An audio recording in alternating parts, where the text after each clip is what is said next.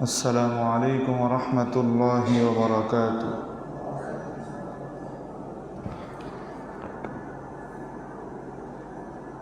إن الحمد لله والصلاة والسلام عليك يا رسول الله وعلى آله وصحبه وبارك وسلم. أما بعد فأعوذ بالله من الشيطان الرجيم. بسم الله الرحمن الرحيم.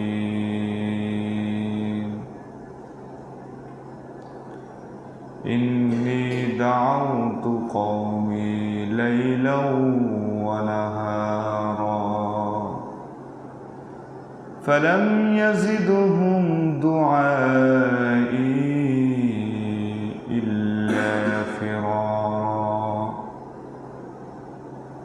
وقال تعالى في شان حبيبه: إن الله وملائكته يصلون على النبي يا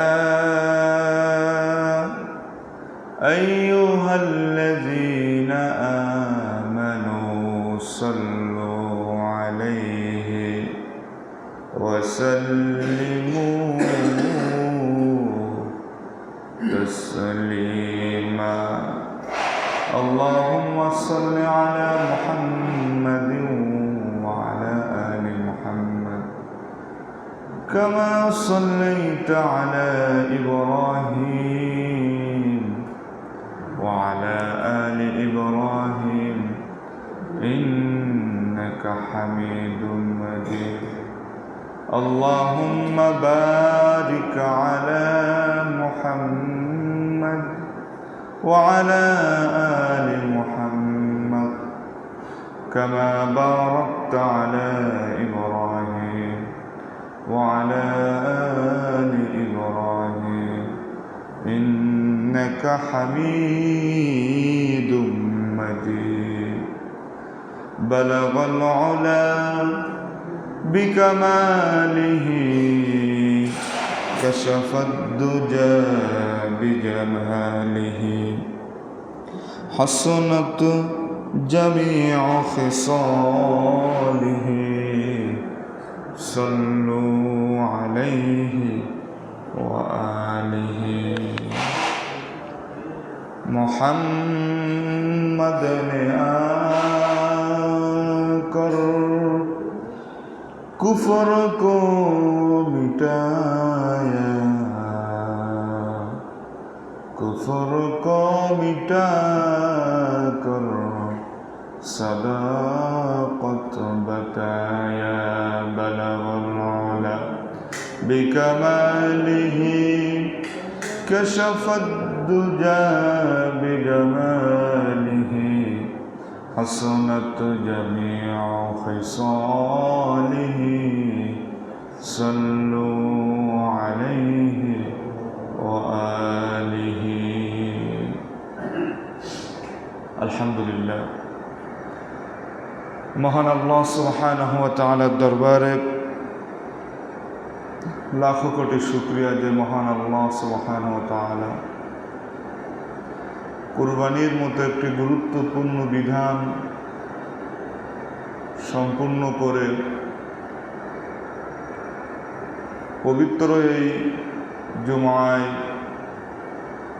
যে আল্লাহ আমাদেরকে বাঁচিয়ে রেখে সুস্থ শরীর নিয়ে আল্লাহ তাআলার এই ঘর মসজিদে আসার, বসার, আলোচনা শোনার, বলার তৌফিক যে মালিক দিয়েছেন, সেই রবের দরবারে আমরা সকলেই কালিমাতুশ শুকর আদায় করি, বলি আলহামদুলিল্লাহ। दुरूद व सलाम सरवर कायनात दो जहानर बादशाह इमामुल मुरसलीन शफीउल मुजनबीन रहमतल लिल आलमीन जनाब मुहम्मद रसूलुल्लाह সকলেই বলি সাল্লাল্লাহু আলাইহি ওয়াসাল্লাম। সম্মানিত মুসল্লিয়ান ইকরাম, এখান থেকে 2 জুমা আগে একটা আলোচনা আমি আপনাদেরকে শোনাইতেছিলাম। সেটি কিছু দূর আসার পরে কুরবানির মাসলা মাসাইল এবং কুরবানির বিধান, এটা আলোচনার জন্য সেটা স্থগিত করা হয়েছিল। সেটি হলো কাবাঘর নির্মাণের ইতিহাস। আর যেহেতু এই মাসটি হজের মাস, এজন্য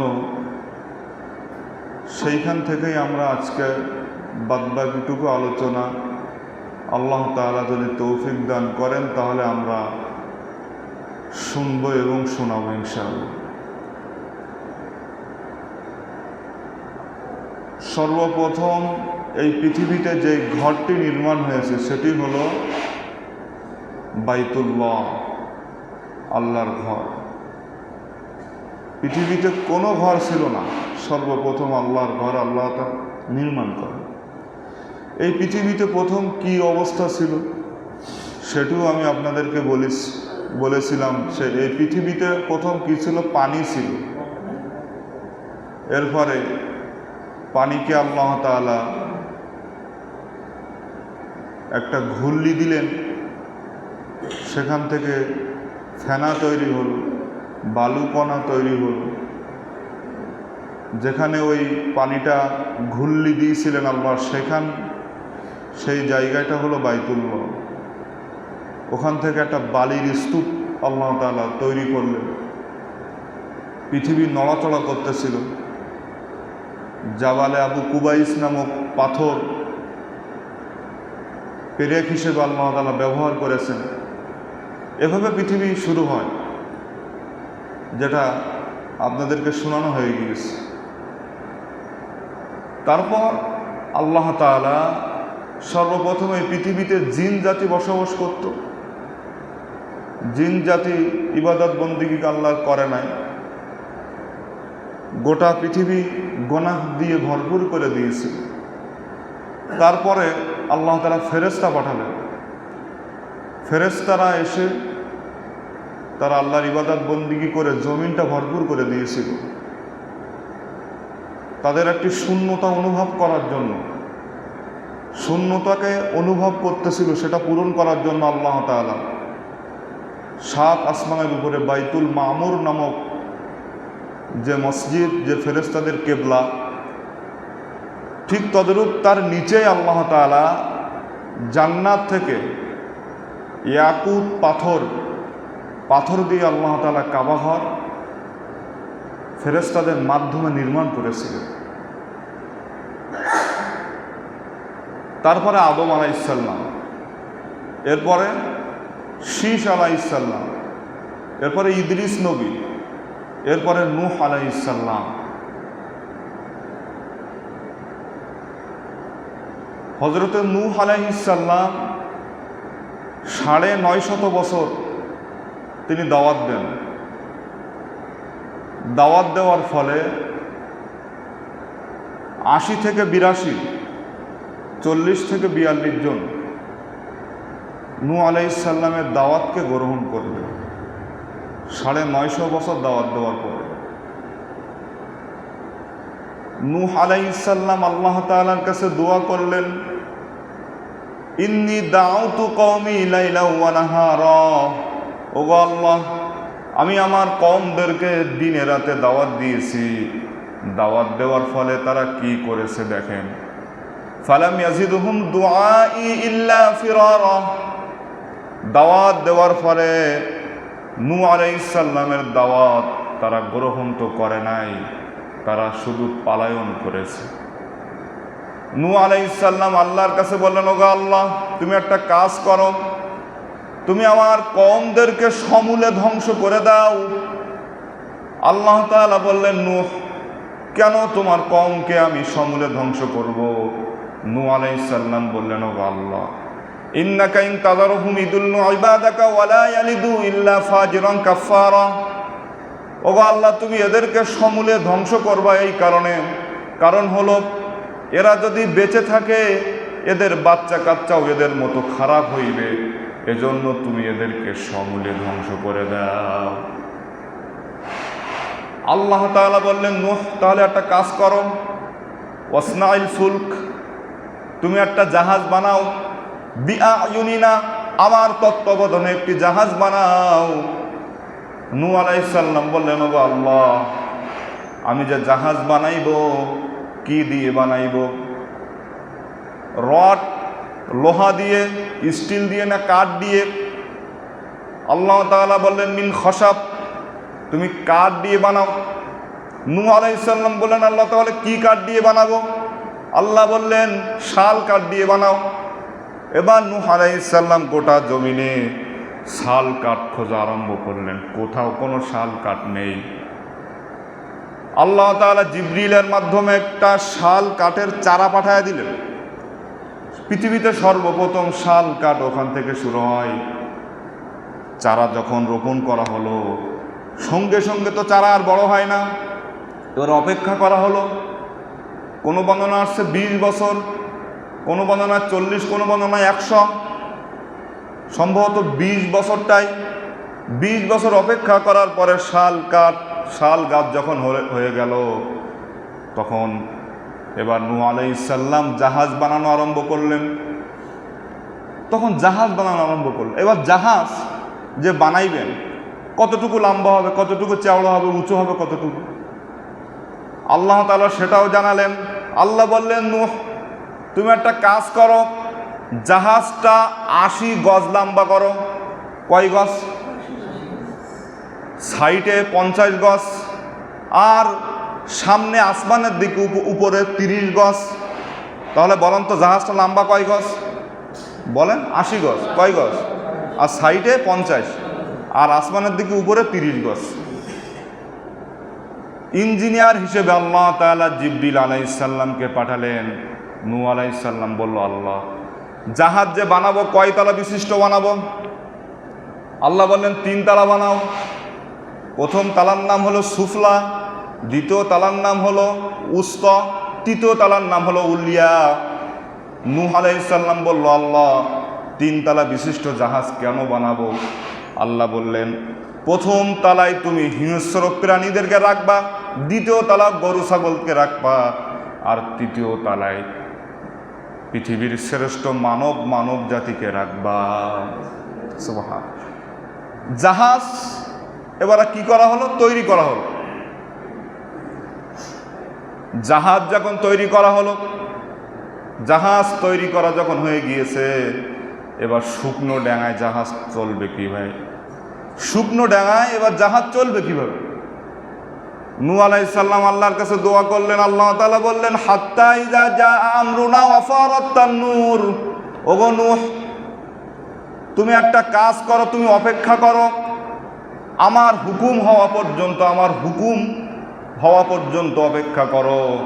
আমার হুকুম যখন হইবে, তখন মা বোনরা চুলায় যেমন করে ভাত রান্ধে, ভাতে যখন বলক ওঠে, ঠিক তদ্রূপভাবে জমিন থেকে পানি এমন টকবক করে যখন ওঠা আরম্ভ হবে, তুমি তখন বুঝতে পারবা, তখনই তুমি বুঝবা যে জাহাজ চলার সময় হয়েছে। নূহ আলাইহিস সালাম অপেক্ষা করা আরম্ভ করলেন। জাহাজ কিন্তু তৈরি শেষ। এই ঘটনার সাথে কাবা ঘরের মিল আছে বলে বলছে। নূহ আলাইহিস সালামের স্ত্রী একদিন চুলায় ভাত রান্না করতেছেন।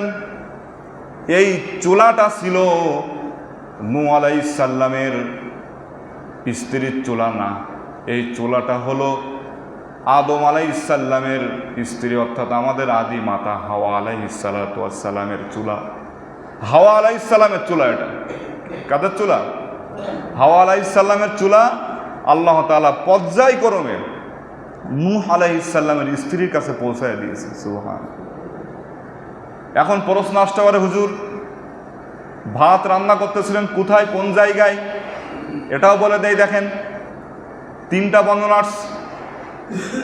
নূহ আলাইহিস সালামের স্ত্রী রান্না করতেছিল আমাদের পার্শ্ববর্তী হিন্দুস্তানের কোনো একটি এলাকায় হতে পারে, অথবা মক্কা নগরে কোনো একটি এলাকায় হতে পারে।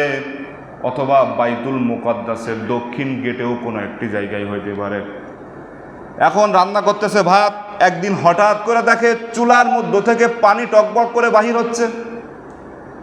নূহ আলাইহিস সালামের স্ত্রী এবার স্বামীর কাছে গিয়ে বলতেছেন, স্বামী, আমি দেখলাম চুলার মধ্য থেকে পানি টকবক করে বাহির হচ্ছে। নূহ আলাইহিস সালাম বুঝতে পেরেছে জাহাজ চলার সময় এবার এসেছে। এবার নূহ আলাইহিস সালাম জাহাজের সামনে চলে গেলেন, আল্লাহর কাছে দোয়া করলেন, ওগো আল্লাহ, এবার আমি কি করব? আল্লাহ তাআলা বললেন, ওগো নূহ, তুমি একটা কাজ করো, উল্লাহমিন ফিহা মিন কুল্লিন যাওজাইনি ইসনাইনি ওয়া আহলাকা ইল্লা মান সাবাকা আলাইহিল কওল। ওগো নূহ, তুমি একটা কাজ করো, তুমি জাহাজের সামনে দাঁড়াও আর নারী পুরুষ জোড়ায় জোড়ায় জাহাজে উঠাও। এ কথা বললেন নূহ আলাইহিস সালামকে আল্লাহ তাআলা। নূহ আলাইহিস সালাম বলেন, আল্লাহ, মানুষের মধ্যে নারী পুরুষ আমি চিনি, কিন্তু পশু পাখির মধ্যে নারী পুরুষ তো আমি চিনি না, আমি কিভাবে চিনব নারী পুরুষ? আল্লাহ বললেন, নূহ, দুই হাত এভাবে উঁচু করে থাকো, তোমার ডান হাতের তলা দিয়ে যারা যাইবে তারা হলো পুরুষ, আর বাম হাতের তলা দিয়ে যারা যাইবে তারা হলো নারী। অনেকক্ষণ দাঁড়ায় থাকবেন, দাঁড়ায় থাকার পরে দেখেন কেউ আর আসে না। সর্বপ্রথম একটা পিপিলি গাছ, কি আসছে বলেন? একটা পিপিলি গাছ। নূহ আলাইহিস সালাম এবার দেখলেন কিছুক্ষণ পর এভাবে দেখতে দেখতে সাপ আসছে। আল্লাহর কাছে বললেন, ওগো আল্লাহ, সাপ তো আমিও ভয় পাই, সাপ না তুললে হয় না। আল্লাহ বললেন, না, সাপকে তোলা লাগবে, কারণ আমার এই মহাপ্লাবনে সাপ যদি না থাকে, সাপের বিষও মানুষের কাজে লাগে কিনা বলেন? সুতরাং সাপ যদি ধ্বংস হয়ে যায় তাহলে তো আর সাপ এর বিষ মানুষের উপকারে আসবে না। আল্লাহ বললেন, সাপ যতদিন আমার ওই জাহাজে থাকবে ওর বিষকে আমি আল্লাহ উঠায় নিলাম। কিছুক্ষণ পর বনের সিংহ দেখলে ভয় করে না? নূহ আলাইহিস সালামের ভয় পেয়ে গেলেন, আল্লাহকে বলেন, ওগো আল্লাহ, সিংহ যদি এই জাহাজে ওঠে মানুষ গরু তো আর কিছু থাকবে না। আল্লাহ বললেন, ওগো নূহ, তুমি সিংহর মাথায় হাত দাও। নূহ আলাইহিস সালাম সিংহর মাথায় হাত দিলেন, হাত দিয়ে দেখলেন প্রচণ্ড গরম, হাত দিয়ে দেখলেন প্রচণ্ড মাথা গরম। নূহ আলাইহিস সালাম বললেন, আল্লাহ, মাথা তো গরম। আল্লাহ বললেন, ওগো নূহ, আমি সিংহের মাথায় শরীরের মধ্যে গরম দিয়ে দিয়েছি, অর্থাৎ জ্বর দিয়েছি। পৃথিবীতে সর্বপ্রথম জ্বর কিন্তু এখান থেকে শুরু হয়। ওই জ্বর যতদিন ওই সিংহর শরীরের মধ্যে থাকবে, অসুস্থতার কারণে মানুষের উপরে, পশু পাখির উপরে আক্রমণ চালাইতে পারবে না। কথা কি বোঝা যায়? আলোচনা শোনার মন মানসিকতা নেই কেন? এদিক ওদিক তাকাতাকি করে লাভ নেই তো। প্রিয় মুসলিয়ানে, তাহলে জ্বর শুরু হয় কোথা থেকে? ওই সিংহর গায়ের যে জ্বর, ওই নূহ আলাইহিস সালাম ওখান থেকে শুরু হয়।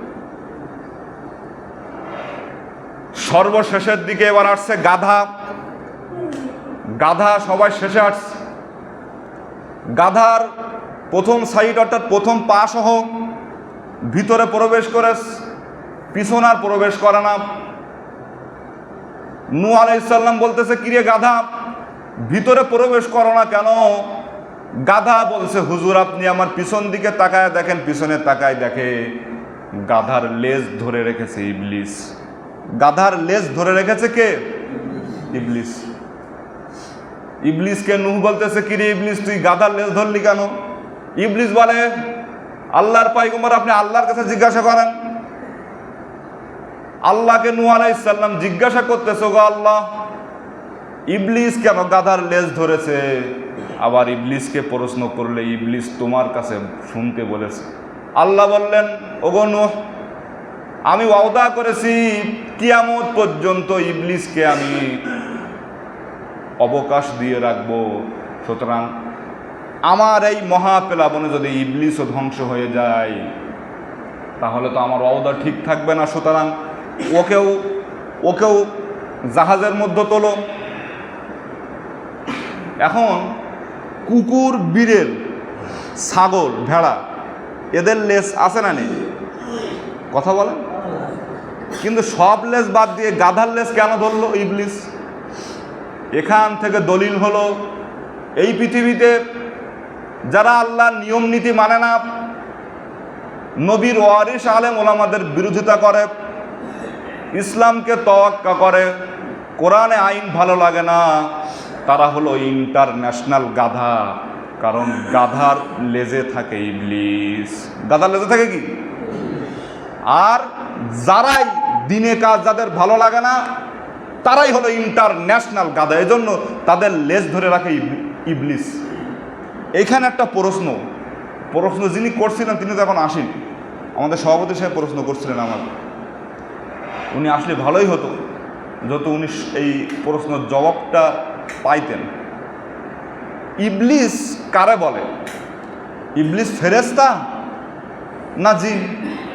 এবং আমাকে প্রশ্ন করছিল কয়েকদিন আগে, না ইবলিস, আর যদি ইবলিস ফেরেশতা এই যে জিন হয় তাহলে আদম আলাইহিস সালামকে যখন সেজদা করার কথা বলা হয়েছিল তখন সেজদা করিনি, সে কি ফেরেশতা ছিল না জিন ছিল? এই প্রশ্ন আছে কি না? আছে না? বলেন, এটা আজকে জানেন। যদি বলেন ইবলিস হলো এই যে জিন, তাহলে ফেরেশতাদের সর্দার বলা হয় আবার, তাহলে জিন আবার ফেরেশতা হলো কিভাবে? এই প্রশ্ন কিন্তু অনেক মুসলমানদের অন্তরে আছে কি না? না, অনেকেই হয়তো হুজুর ওসব জানার দরকার নেই, না জানলি মুসলমান হয়েছো কেন? এসবগুলো জানা দরকার তো, ক্রিটিক্যাল প্রশ্নগুলো জানা দরকার। সভাপতি সাহেব আমাকে একদিন প্রশ্ন করেছিল, তা আমি তখন একটা কথা বলছি, পরে আমি এটা ঘাটাঘাটি করে দেখলাম ভিন্ন। মানুষ এবং জিন জাতিকে আল্লাহ তাআলা সৃষ্টি করেছেন ইবাদত বন্দিগির জন্য। এখন ফেরেশতারা তো গুনাহ করতে পারে না, গুনাহ থেকে মুক্ত আল্লাহ তাআলা রেখেছেন। আগে বলি, আমাদের অন্তরে যিনি ওয়াসওয়াসা দেন ইবলিস একজন, কিন্তু তার গ্রুপে আছে অনেকজন। মালাকুল মউত একজন, কিন্তু তার দলবল আছে অনেকজন। একই টাইমে অনেক মানুষ কওয়াজ হচ্ছে কিনা, জান কওয়াজ হচ্ছে কিনা? একই ব্যক্তিকে যাচ্ছে না, একই ব্যক্তি তার গ্রুপে অনেকজন আছে। ইবলিস আমাদের আমার অন্তরেও ইবলিস আছে। নবী রসুল সাল্লাল্লাহু আলাইহি সাল্লামরা বাদ দিয়ে সকলেই ইবলিস ধোঁকা দিতে পারে না, মানুষের শিরা উপশ হয়ে যেতে পারে। এখন ইবলিস ফেরেশতাদের সর্দার, বিষয়টি হলো ধোঁয়াবিহীন, ধুমা আছে না, ধোঁয়াবিহীন আগুনের তৈরি হলো জিন। ধোঁয়া নেই, সে আগুনের তৈরি জিন। জিনদের ভিতরে আজাজিল, ইবলিসের নাম কি? না, ভুল হচ্ছে মনে হয়। ইবলিসের নাম কি? আজাজিল। ফেরেশতা বলা হয় না? আজাজিল ফেরেশতা নয়, আজাজিল হলো জিন। ফেরেশতা আদম আলাইহিস সালামকে যখন সেজদা দেওয়ার কথা বলা হয়েছিল, সকল ফেরেশতা এবং জিন জাতিদেরকে সকলেই সেজদা দিয়েছিল, কিন্তু এই ইবলিস অর্থাৎ আজাজিল সে সেজদা দেয় নাই। এখন বলা হয় হুজুর ফেরেশতাদের সর্দার, আসলে এই যে ইবলিস যে সে এত ইবাদত বন্দেগী করেছিল, ভীষণ ইবাদত বন্দেগী করতে করতে আল্লাহর কাছে ব্যাপক প্রিয় হয়ে গিয়েছিল, ফেরেশতাদের সাথে মিশে থাকতো জিন। এখন যদি বলেন হুজুর জিন ফেরেশতার সাথে মিশবে কিভাবে? মিশবে, এটা আমি আপনাদেরকে অনেক আগে আলোচনায় বলছিলাম। নবী সাল্লাল্লাহু আলাইহি সাল্লামের জীবনে হুজুর সাল্লাল্লাহু আলাইহি সাল্লাম যখন তায়েফ থেকে চলে আসতেছেন, তখন একটা মসজিদে তিনি, হয়তো মসজিদে কুবা এরকম নামটা স্মরণ নেই, ওই মসজিদে তিনি কি করতেছিলেন? ফজরের সালাত আদায় করতেছিলেন। উড়ান্ত জিন এসে কি করতেছিল? তেলাওয়াত শুনতেছিল। এটা বলছিলাম না অনেক আগে? ওইটার আগে, ওই হুজুর সাল্লাল্লাহু আলাইহি সাল্লাম ওই তেলাওয়াতের আগেই আসমানের খবরাখবর সব কিছু জিন জাতিরা জানতো, চুরি করতে পারতো, তারা আসমানে উঠতে পারতো, তারা ফেরেশতাদের সাথেও চলাফেরা করতে পারতো, ফেরেশতাদের সাথে মিশে থাকতো এই আজাজিল, এই ইবলিস।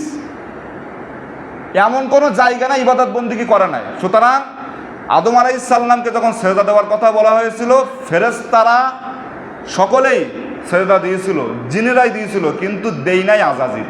সুতরাং ইবলিস হলো জিন, ইবলিস কোনো ফেরেশতা হতে পারে না। ফেরেশতারা নিষ্পাপ, মাসুম। এটা তো ক্লিয়ার নাকি? বুঝতে পেরেছেন? এটা বুঝিনি, কেটে হাত তোলেন, তাহলে আবার বুঝাবো। তাহলে ইবলিস কি? জিন। ইবলিস কি হবে? ইবলিস কোনো ফেরেশতা না আমার ভাই। যাক, ওটা তো শেষ হলে মূল আলোচনায় যায়। তাহলে ইবলিসকেও জাহাজে ওঠানো হলো। জাহাজে যখন ওঠানো হলো, সকলেই যখন জাহাজ দিয়ে ভরপুর, জাহাজে তো কোনো ইঞ্জিন নাই। নূহ আলাইহিস সালাম বলল, ওগো আল্লাহ, জাহাজে তো কোনো ইঞ্জিন নাই, জাহাজ চলবে কিভাবে? আল্লাহ তাআলা বললেন, ওগো নূহ, তুমি পড়ো, ওয়াকালা রুকাবু ফিহা বিসমিল্লাহি মাজরিহা ওয়া মুরসাহা ইন্না রাব্বি লাগফুরুর রহিম। তুমি এই দোয়া পড়ো। নৌকা ভ্রমণের দোয়া এটা না, জানেন? এটাও অনেকেই জানেন না। নৌকা ভ্রমণের দোয়া এটা যখন পড়া হলো, অটোমেটিক জাহাজ চলা আরম্ভ হলো। আলোচনায় কেউ কথা বলেন না, আলোচনায় কেউ কথা বলিয়েন না। অটোমেটিক জাহাজ চলা আরম্ভ হলো। দীর্ঘ 6 মাস জাহাজ চললো। বলেন কয় মাস? 6 মাস। এই আপনাদের এলাকাও জাহাজ এসছে, নূহ আলাইহিস সালামের জাহাজ। এমন কোনো জায়গা নাই দুনিয়াতে সে জাহাজ চলে নাই। 6 মাস পরে চলতে চলতে যখন কাবা শরীফের ওইখানে গিয়েছে, এখন নূহ আলাইহিস সালামের প্লাবন হয়েছে কেমন? এই পৃথিবীর সব থেকে উঁচু পাহাড়ের ওপরেও 15 গজ পানি। তাহলে কেমন পানি হয়েছে দেখেন। 6 মাস একটানা একাধারে পানি। গোটা পৃথিবীকে আল্লাহ তাআলা, যারা ঈমান আনে নাই, নূহ আলাইহিস সালামের উপরে ঈমান আনে নাই, সকলকে আল্লাহ তাআলা সমূলে ধ্বংস করে দিয়েছিলেন। কেউ নেই। কাবা শরীফ যেখানে, সেখানে গিয়ে জাহাজ এইবার 7টা চক্কর দেয়, কিন্তু কাবা ঘর আর ওইখানে নেই। আল্লাহ তাআলা জিবরিল আলাইহিস সালামের মাধ্যমে 4র্থ আসমানে কাবা ঘরকে উঠায়া নিয়ে রেখে দিয়েছিলেন। সুবহানাল্লাহ। কারণ কাবা ঘরটা তো ছিল জান্নাতি ইয়াকুত পাথর দিয়ে তৈরি। এই ঘটনার সাথে কাবা ঘরের ইতিহাসের সাথে মিল আছে, এজন্য বললাম। 7টা চক্কর দিয়ে এবার নূহ আলাইহিস সালামের জাহাজ জুদি পাহাড়ের নিকটে চলে গিয়ে থামলো। আল্লাহ তাআলা বললেন, ওগো নূহ, তুমি এবার জমিনে নামো। জমিন নেমে দেখো সবকিছু শুকায় গিয়েছে। এবার নূহ আলাইহিস সালাম কাককে ডাকলেন, ডেকে বললেন, এ কাক, জমিনে গিয়ে দেখো জমিন শুকাইছে কিনা। কাক এবার জমিনে আসলেন, এসে দেখলেন মরা গরু পড়ে রয়েছে, গোস্ত খাওয়া আরম্ভ করলেন। নূহ আলাইহিস সালাম যে দেখতে বলেছেন সে মনে খেয়াল নেই। নূহ আলাইহিস সালাম চিন্তায় পড়লেন যে কি ব্যাপার, কাককে পাঠালাম, সে তো আর আসে না। নূহ আলাইহিস সালাম কবুতরকে বললেন, কবুতর চলে যাও জমিনে গিয়ে দেখো মাটি শুকাইছে কিনা। কবুতর এসে জমিনে দেখলেন মাটি শুকাইছে। সঙ্গে সঙ্গে নূহ আলাইহিস সালামকে বললেন, হুজুর, মাটি শুকাইছে। কিছুক্ষণ পর কাক আসছে, নূহ আলাইহিস সালামকে বলছে, হুজুর, আমার বিয়াদবি ক্ষমা করবেন, দুনিয়ায় গিয়ে দেখি গরু মরে পড়ে রয়েছে, আমি লোভ সামলাইতে পারি নাই, গোস্ত খাওয়া আরম্ভ করেছি। নূহ আলাইহিস সালাম বলল, কাক, মানুষের সাথে বসবাস করা তোমার দ্বারাই সম্ভব না। কবুতর মানুষের সাথে বসবাস করে না? আপনি আমি যেখানে থাকি, প্রত্যেকের বাড়ির পাশে ছোট্ট ছোট্ট কুঠুরি করে কবুতরের জন্য কিন্তু আমরা জায়গা করে রাখি, অর্থাৎ কবুতর আমরা পালি। কাক কি কেউ পালেন? যারা কথা বলেন না তারা মনে হয় পালে। কাক কেউ পালেন, কবুতর পালে, ঠিক না? সেখান থেকেই কবুতরের বসবাস মানুষের সাথে। ওই যে নূহ আলাইহিস সালামের জাহাজ থেকে কাবা ঘর এবার নেই। নূহ আলাইহিস সালাম প্লাবনের পরে কাবাঘর যেখানে ছিল এসে দেখে কাবাঘর আর নেই। নূহ আলাইহিস সালাম অনুমান করে তওয়াফ করলো। নূহ আলাইহিস সালাম থেকে ইব্রাহিম আলাইহিস সালাম পর্যন্ত দুইজন নবী আসছে। একজন হলো হুদ আলাইহিস সালাম, একজন হলো সালেহ আলাইহিস সালাম। এই দুইজন নবী হুদ আলাইহিস সালাম, নূহ আলাইহিস সালামের পরে হুদ আলাইহিস সালাম, আল্লাহ তাআলা যখন জমিনে প্রেরণ করলেন তিনিও কাবাঘর পান নাই। কাবাঘরের ওইখানে গিয়ে তিনি অনুমান করে তাওয়াফ করেছেন। সালেহ আলাইহিস সালামও অনুমান করে তাওয়াফ করেছেন। এবার চলে আসলো ইব্রাহিম আলাইহিস সালাম। সাইয়্যিদনা ইব্রাহিম আলাইহিস সালাম তার কওমদেরকে তিনি দাওয়াত দিলেন। দুইজন ব্যক্তি ছাড়া আর কেউ দাওয়াত গ্রহণ করলো না। একজন হলো ইব্রাহিম আলাইহিস সালামের স্ত্রী, একজন হলো ইব্রাহিম আলাইহিস সালামের স্ত্রী যারা। ইব্রাহিম আলাইহিস সালামের ইসমাইল আলাইহিস সালামের মার নাম কিন্তু হাজরা, আর প্রথম স্ত্রীর নাম হলো কি বলেন? যারা। যারা প্রথম স্ত্রীর নাম কি? সারা। সারা, যারা ভুল হচ্ছে, যারা বলছি সারা। কি নাম বলেন? সারা। সারা আলাইহিস সালাম এবং নূহ আলাইহিস সালামের ভাইয়ের ছেলে অর্থাৎ লূত আলাইহিস সালাম। ইব্রাহিম আলাইহিস সালাম, এই যে মুসা আলাইহিস সালামের ভাইয়ের নাম কি বলেন দিন? হারুন। আর বুঝতে পারতেছেন, মুসা আলাইহিস সালামের ভাইয়ের নাম কি? হারুন আলাইহিস সালাম। আর ইব্রাহিম আলাইহিস সালামের ভাইয়ের নাম হলো হারান। কি নাম? এই নামগুলো শিখে যান, না তো মরার আগে কন্যকুহুরে মনে পৌঁছাবে না। কোনো শুনছেন যে ইব্রাহিম আলাইহিস সালামের ভাইয়ের নাম হলো হারান, আর এই যে মুসা আলাইহিস সালামের ভাইয়ের নাম হলো হারুন, এটাও সকলে শুনেছেন। ওই হারানের ছেলের নাম হলো লূত আলাইহিস সালাম, অর্থাৎ লূত আলাইহিস সালাম হলো ইব্রাহিম আলাইহিস সালামের ভাতিজা। বুঝতে পেরেছেন? দুইজন শুধু ঈমান এনেছে, একজন হলো ইব্রাহিম আলাইহিস সালামের স্ত্রী সারা, আর দ্বিতীয়জন হলো লূত আলাইহিস সালাম।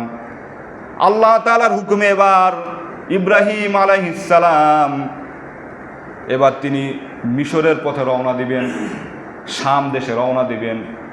আর শাম দেশে রওনা দিতে গেলে মিশরের উপর দিয়ে যেতে হয়। শাম দেশে রওনা দিতে গেলে মিশরের উপর দিয়ে যেতে হয়।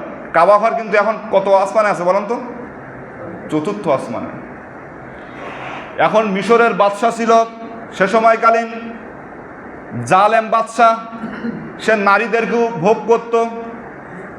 বাদশার নামটা খেলা আসতো না, নারীদেরকে ভোগ করত। যখন শুনলো আমার দেশের ওপর দিয়ে একটা সুন্দরী নারী যাইতেছে, আর সারা দেখতে খুব সুন্দর ছিল, হাওয়া আলাইহিস সালামের পরে সব থেকে দেখতে সুন্দর ছিল ইব্রাহিম আলাইহিস সালামের স্ত্রী। ইব্রাহিম আলাইহিস সালামের মাথায় খুব বুদ্ধি ছিল।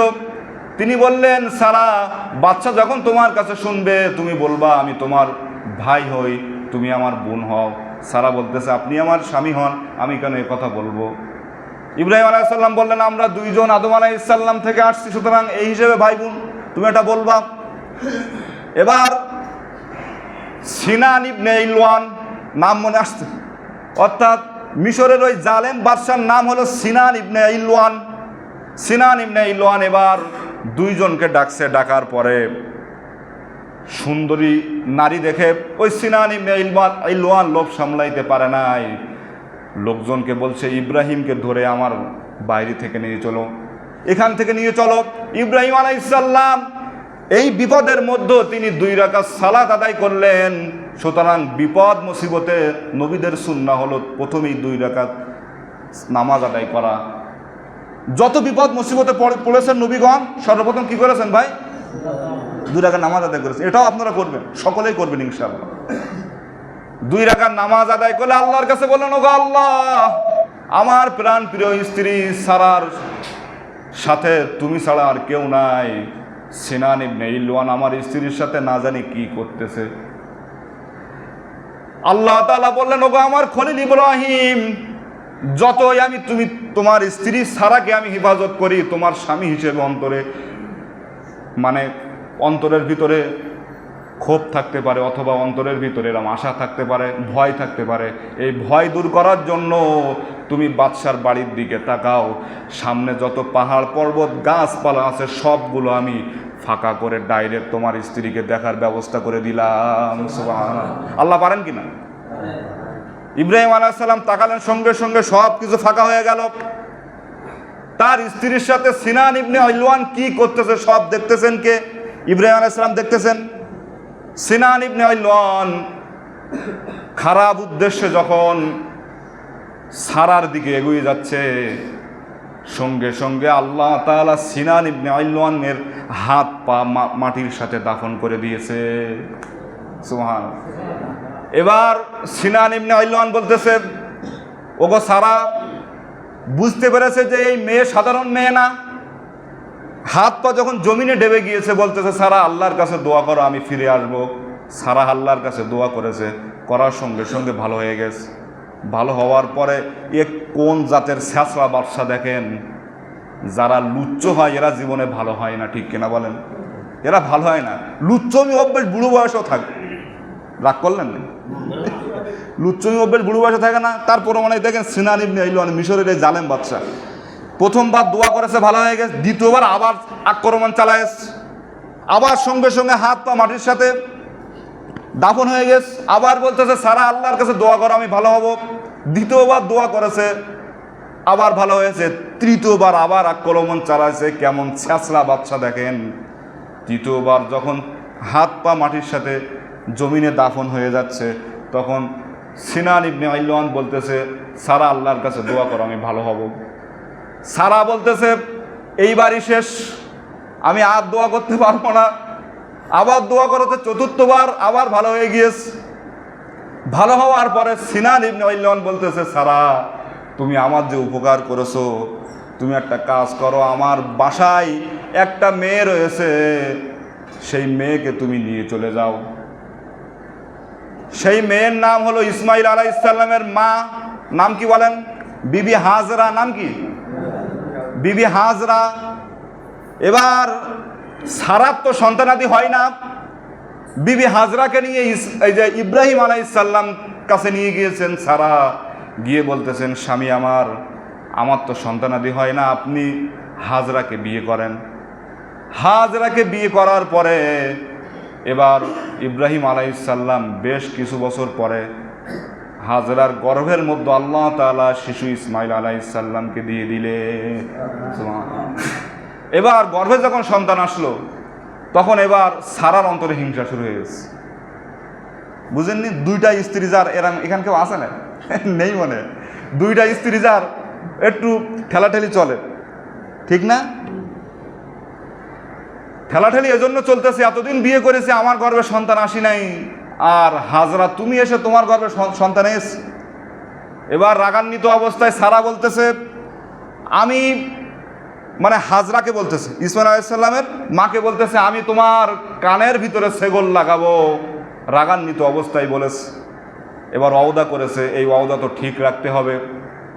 ইব্রাহিম আলাইহিস সালামের কাছে গিয়ে বলতেছে, সারা গিয়ে বলতেছে, স্বামী আমি এমন ওয়াদা করেছি, কি করব। ইব্রাহিম আলাইহিস সালাম ছিল অত্যন্ত বুদ্ধিমতী। তিনি বললেন, একটা কাজ করো, চিকন একটি লোহা তার কানে পরায়া দাও। মহিলারা আগে কোনোদিন কানে কিছু পরতো না, এখান থেকে কানের দুল আবিষ্কার হয়েছে। সুবহানাল্লাহ। ঘটনা ভালো লাগে না? শেষ করে দেবো? হ্যাঁ, শেষ করতে হবে দ্রুত, কারণ খাওয়া দাওয়া তো সব জায়গায় ভালো, নাকি ভালো না? প্রিয় ভাই আমার, এখন ওখান থেকে দুল আবিষ্কার। আবার দ্বিতীয়বার আর একটা ওয়াদা করেছে। যখন দুল লাগাইছে, তখন বিবি হাজরার আরো দেখতে ভালো লাগে। মহিলাদের কানে দুল ছাড়া আর দুল দিলে ভালো লাগে, ঠিক কিনা বলেন? দুল দিয়ে যখন ভালো লাগতেছে, সারার আবার হিংসা শুরু হয়েছে। বলতেছে, এবার তোর পায়ের মধ্যে আমি সেগল লাগাবো। এই ওয়াদা যখন করেছে, ইব্রাহিম আলাইহিস সালাম বলতেছে, তুমি আবার কেন ওয়াদা করেছো? একটা কাজ করো, চিকন দিকে চিকন দেখে একটা লোহার শিকল বিবি হাজরার পায়ে পরায়া দাও। সেখান থেকে নুপুর আবিষ্কার হয়েছে। সুবহানাল্লাহ। আর নুপুর যখন মানে পায়ে যখন সেগল দিয়েছে চিকন, তখন যখন হাঁটে তখন ঝনঝনি শব্দ হয়, আর এই শব্দই বিবি হাজরার আরো ভালো লাগে। এই নুপুর পরে আপনার যাদের সাথে বিবাহ জায়েজ আছে, তাদের সামনে যাওয়া হারাম। ঠিক না?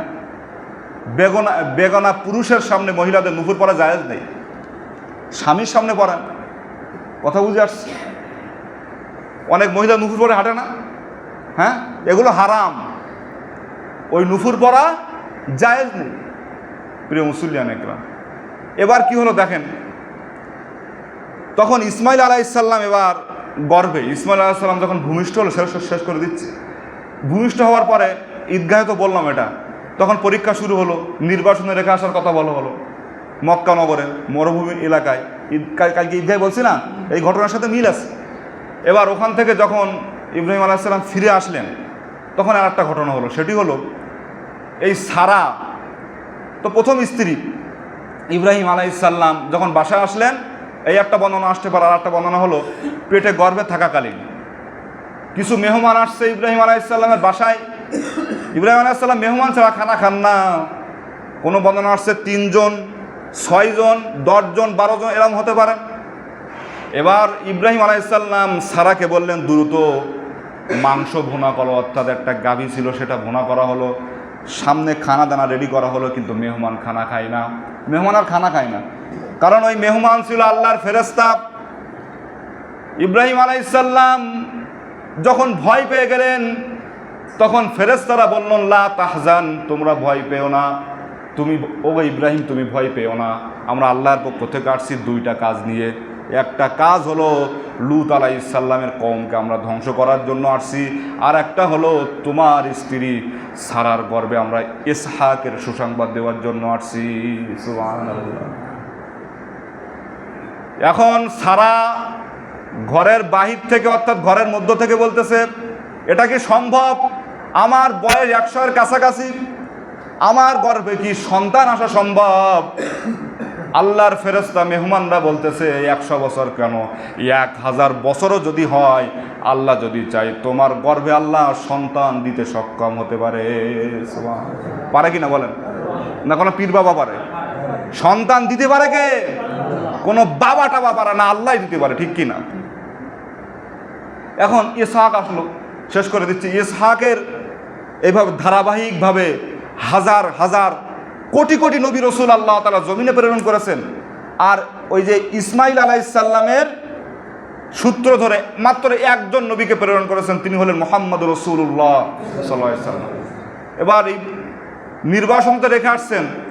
বয়ের যখন ওখানে অনেক কাহিনী আপনারা জানেন, পানির পিপাসায় যে বিবি হাজরা দৌড়দৌড়ি করেছেন, সাফা মারওয়া সেখান থেকে ছাই হয়, তার জমজম কূপ হয়েছে। এক ব্যবসায়ী দল আসলেন, এসে সেখানে বসবাস করার পরিবেশ আল্লাহ করে দিয়েছেন। ইব্রাহিম আলাইহিসসালাম দোয়া করেছেন, হ্যাঁ, রিজিকের ব্যবস্থা হলো, খাবার দাবার, সব কিছু যখন হয়ে গেল, 6-7 যখন বয়স, তখন কুরবানি, এই পরীক্ষা হলো। কথা বুঝে আসছে? কুরবানি তো পরীক্ষায় ইব্রাহিম আলাইহিসসালাম পাশ করলেন, যেটা তো গতকালকে বলছি। এরপরে যখন আপনার ইসমাইল আলাইহিসসালামের বয়স যখন 18 বছর, কত বছর? 18 বছর, তখন আল্লাহ তাআলা নির্দেশ দিলেন, ওগো আমার খলিল ইব্রাহিম, তুমি এবং তোমার পুত্র ইসমাইল চলে যাও মক্কা নগরে। মক্কা নগরে গিয়ে আমার ঘর আবার পুনর্নির্মাণ করো। ঘর কিন্তু কোথায় ছিল? 4র্থ আসমানে। এরপরে আল্লাহ তাআলা কোথায় জায়গাটা, পুরো নকশা আল্লাহ তাআলা এভাবে তৈরি করে দিলেন। বর্তমান যে কাবাঘর, এই কাবাঘর একবারে ভিট কিন্তু গেড়েছিলেন ইব্রাহিম এবং ইসমাইল আলাইহিসসালাম। এরপরে কাবাঘরে এই যে নবী করিম সাল্লাল্লাহু আলাইহি সাল্লামের জামানায় একবার আগুন লেগে কিছু ক্ষতিগ্রস্ত হয়ে গিয়েছিল, সেখানেও আবার রিকনস্ট্রাক্ট করা হয়েছিল, আবার পুনর্নির্মাণ করা হয়েছিল। কিন্তু মূল ভিটটা ইব্রাহিম আলাইহিস সালাম যেভাবে গেঁথেছেন, তার ওপরেই বর্তমান কাবাঘরটা উপস্থিত। সম্মানিত মুসল্লিয়ান ইকরাম, এই হলো কাবাঘরে। আরও অনেক লম্বা ঘটনা, কিন্তু সেগুলো বলতে গেলে অনেক সময় চলে যাইবে।